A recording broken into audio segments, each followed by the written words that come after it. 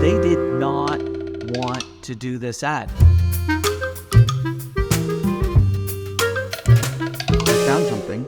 We were talking about creativity the other day, and I found a video of an old ad. And I want to see if you remember this one. You ready? All right, let's see it.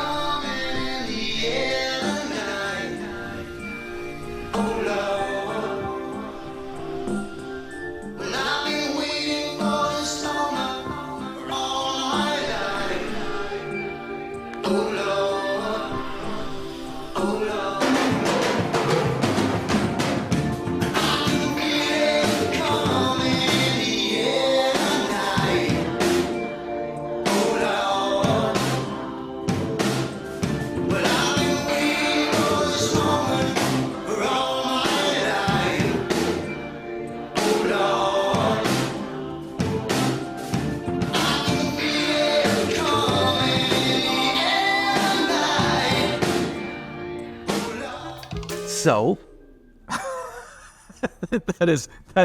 that ad is so awesome. So Right? unbelievably crazy awesome, right? where was the product? Nowhere until the very end. It's like it's nuts. It's nuts when you think about it. And you know, it's funny. When you actually time it out, that's a long ad. Right? Like that ain't a 30-second ad. And it's 90 seconds long. And for a full minute, the gorilla just sits there. You know what's better than that? Is they have an extended version of that ad that's 4.5 minutes. Oh, you gotta be kidding me. I've never Yeah. seen that. 4.5 minutes. So I like when I went and found it, I was like, okay, and the first version, you know, on YouTube, right? The first version's not so good, and you find a nice clean version. But 4.5 minutes and tons of views. And you know, what I love about that ad is, and we've talked about this before, and you've heard me quote from the book, The Case for Creativity from James Herman. When you start to show that ad, I grab the book, and you can see it's a book I use a lot. I've got lots of bookmarks in it. And there's one I refer to all the time. So I was able to find it because it's highlighted.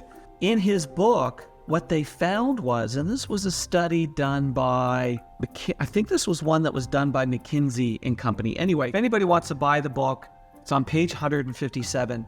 And basically, here's what they discovered. They discovered that more creative advertising, regardless of whether the creativity was at all relevant to the selling message, had a far greater impact than less creative ads. And this is a great example of that, because I know a little bit about that campaign. When Cadbury ran that campaign, they actually had a problem. They had just had to do a big recall, and sales were down. Oh, that's and right.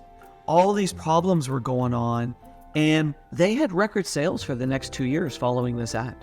Like, it blew Cadbury up, and yet the ad had really nothing to do with the chocolate. Okay, but it's a really cool gorilla. Come on. Yeah. He's cool. He's cool. And Yeah. here's the interesting part about that is that you have no idea even why it's about a gorilla or what the song has to do with the gorilla or why it's being played. There's nothing that sets it up. There's another part here about this. So not only does this ad prove the whole idea that if you create something creative and it has nothing to do with the product, it still works. And look, this was a hard ad to get on the air. I forget who the person was who had basically become the head of Cadbury marketing or whatever. It took him 6 months to convince the board to run this ad. Like, Oh, wow. He kept coming back at them. They did not want to do this ad. But here's the thing. There's a couple of elements in this that we can all learn from. And one is you get intrigued. Like, it's these shots of this gorilla and you're like, what the heck? What's going on here? What's happening? And that pulls you in, right? I watched the 4.5 minute version, just so you know, right? And I've already seen the 1.5 minute version. So, And here's the wild thing. Phil Collins sent a thank you letter to Cadbury because In the Air Tonight went back on the charts when this commercial came out. Back on, like, it had such an impact that not only did it blow up Cadbury sales, In the Air Tonight went back on the charts. Steve, the song went out of the memory bank, and all of a sudden they get this ba-boom, ba-boom, ba-boom, ba-boom, boom, and a gorilla going crazy doing this thing. Everybody's air drumming that. The shared emotion that everybody has on that, because everybody, ba-boom, ba-boom, we know that feeling. Everybody has that feeling in their head, and it doesn't make a difference how old you are. If you've heard the song, you get that. So why did the ad work? Why? That's what we need to share here. Why did the ad work? Okay, we get that it was creative, and creative ads work. Yep. We get that it had mystery, because that's what pulled us in. You had to watch to the end, because you're just like, what the heck's going on? I need to watch this to the end. It's like driving by the train wreck. I have to look. That's right. But why did the ad work? I'm going to put a thing out there. It worked because the gorilla had a transformation. And here's the thing, and you even understand it when you see what Cadbury's slogan was. Before that was a glass and a half full of cream milk and a half a pound. And they changed it to a glass and a half full of joy. Now, what they did was, yes, the gorilla went through a transformation, but the gorilla had this joy when he was drumming. And that joyous, fun feeling got transferred to the product. That's it. Right? And that's why this worked. And that's also, it'd be easy to look at this and sort of go, it's not a story. Well, it is a story, because there's a beginning, the gorilla's annoyed, and there's an end. He's happy. Like, think about it. That ad would not work if the gorilla started happy. Right. And I don't even know if annoyed's the right way to say that, but he was just, everybody who listens to that song, they're just vibing with Phil, right? That's what he's doing. He's just vibing. He's not happy. He's just vibing. And all of a sudden you can see him build up, and he gets this pleasure moment right before he makes that first strike. Bam, ba-dum, ba-dum. And you can see the elation that comes out of the gorilla, and it's what we feel. And when all of a sudden he makes us feel it. Wait a second, if Cadbury's promoting this, man, I hope I get that same feeling when I bite the chocolate bar. It doesn't say what chocolate bar to buy. It doesn't say where to buy it. It doesn't even tell you to buy the damn bar at the end of the ad. All it does is shows that it's a Cadbury ad. It's Cadbury. Cadbury for joy. It was attaching that positive, emotional feeling to the product, and it worked. They had record sales for the next couple of years. But, I can just picture somebody going, yeah. That works for chocolate bars. I don't sell and chocolate bars are an impulse buy, and they're a small dollar amount, and a tiny investment, and they're the thing I get when I'm, taking my cart through the grocery store. Oh, there's one, I'll grab it, stuff it into the cart, right? Right. I can see somebody going, I get how this whole idea of creating this positive feeling could work for a candy bar. Right.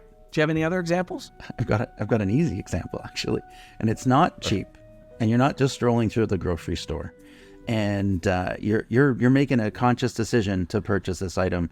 Hang on, let me just load this one up. Hang on, here we go. Hello. Hello. Hello. Hello. Hello. Hello. Hello. Hello. Hello. Hello. Hello. Oh, hello, Barney. Hello. Hello. Hello. Hello. Bonjour. Hi. How you doing there? Yo. Hello. Hello. Hello. Hello. Hello. Yo. Hello. Hello. Hello. Hello. Hello.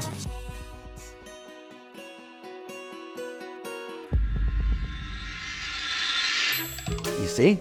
Right, the Apple ad for launching of the iPhone. Yeah. Right?